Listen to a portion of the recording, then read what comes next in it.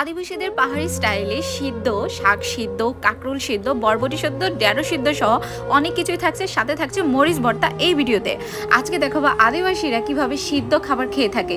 আর চলো দেরি না করে ভিডিওটা শুরু করে যায়। Hello everyone, this is Afa Ibran, welcome to my channel. Yes, আমার নতুন একটা ভিডিওতে তোমাদেরকে সবাইকে স্বাগতম। আর ইয়েস, আমার কিন্তু ইউটিউব চ্যানেলটা আফা ইবরান 2.0। সো তোমরা যারা আমার ভিডিও দেখো তারা কিন্তু অবশ্যই আমাকে কমেন্ট করতে ভুলো না, এবং আমার ইউটিউব চ্যানেলটা কিন্তু অবশ্যই সাবস্ক্রাইব করে দিবে। শুনো, আদিবাসীদের যে একটা খাবার আছে বুঝছো, ওদের সিদ্ধ খাবারটা আমার এত বেশি পছন্দ। আমি মারমাগাল, মিথিলা, তারপর অনেকগুলো ভিডিও দেখি তাদের খাবার আমার খুবই ভালো লাগে। আর বিশেষ করে আমি যখন ইউনিভার্সিটিতে ছিলাম, আমার পাশের রুমে ছিল আমার বেস্টমেট, ক্লাসমেট যাকে বলো আশিকা চাকমা। সে অনেক ধরনের সিদ্ধ খাবার খেত। খাওয়ার সময় সে আমাকে প্রায় ডাকতো, আফিয়া খাবি। আমি কিন্তু সবসময় খেতাম, খেতে খেতে আমি অভ্যস্ত হয়ে গেছি। সিদ্ধ খাবার শুধুমাত্র হচ্ছে যে ও তারা খায় তাই বলে না, সিদ্ধ খাবারটা আমাদের অনেক বেশি পুষ্টি যোগায়, আমাদের স্কিনকে অনেক বেশি ভালো রাখে, আমাদের স্কিনে কোনো ধরনের পিম্পল হয় না। সো আমরা যত বেশি সিদ্ধ খাবার খেতে পারি, সপ্তাহে চেষ্টা করবা একটা দিন অন্তত সিদ্ধ খাবারটা খাওয়ার জন্য। তাতে তোমরা নিজেরাই বুঝবা কত পরিমাণে উপকার হচ্ছে।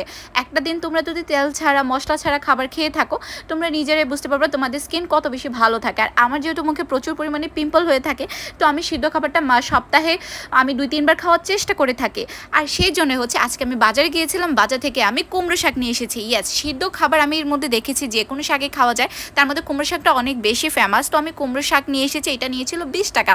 সাথে ছিল এখানে মরিচ, ওদের পাহাড়ি মরিচটা অনেক বেশি ভালো, আর আমি তো আর পাহাড়ি মরিচটা খুঁজে পাবো না, তাই আমাদের যে দেশি মরিচটা আছে আমি সেটাই নিয়েছি। আর এখানে আমি একটা মাছ ভাজা করে নিয়েছি, কারণ মরিচ ভর্তাটার সাথে আমি হচ্ছে একটু মাছটা ভাজি করে এখানে ভর্তা করে দিব। যেহেতু হচ্ছে সিদ্ধর সাথে ওরা হচ্ছে নাপ্পি দিয়ে খায় ভর্তাটা, বাট আমি নাপ্পি টাপ্পি এসব কোথাও খুঁজে পাবো না, নাপ্পি খেতেও পারবো না। আর আমরা যেহেতু এটাতে অভ্যস্ত নয়, সেহেতু হচ্ছে আমি মরিচ ভর্তা, মাছ ভর্তা একসাথে মিক্সড করে একটা ঝাল ঝাল ভর্তা করেছি। এত পরিমাণে যে মজা ছিল খাবারটা। আমি কয়েকটা কাঁচামরিচ এখানে নিয়ে নিয়েছি, এটা আমি একটু এই তো ভালোভাবে ভাজা ভাজা করে নিব।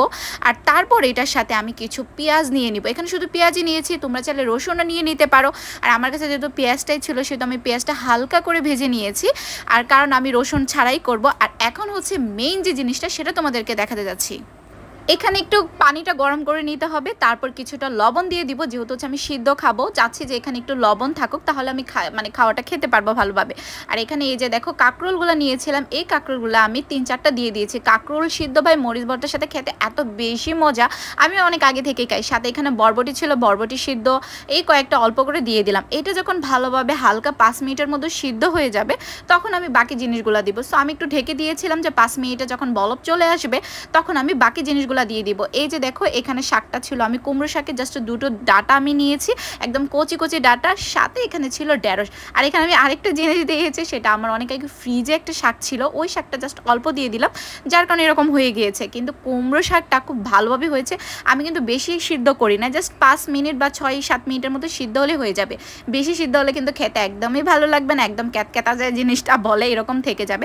সো আমি নামিয়ে ফেললাম। এই যে পানিটা আছে, এই পানিটা কিন্তু তোমরা খেতে পারো, এটা কিন্তু তোমার স্কিনের জন্য খুবই ভালো। সো আমি এটাও খেয়েছিলাম। আর এখানে আমি মরিচ ভর্তাটা করে নিব। আর এই পাটাটাতে আমি ভালোভাবে সুন্দর করে হচ্ছে আমি একদম পিষে নিয়েছি, একদম মাখো মাখো হয়েছে। খেতে যা ভালো হয়েছে না।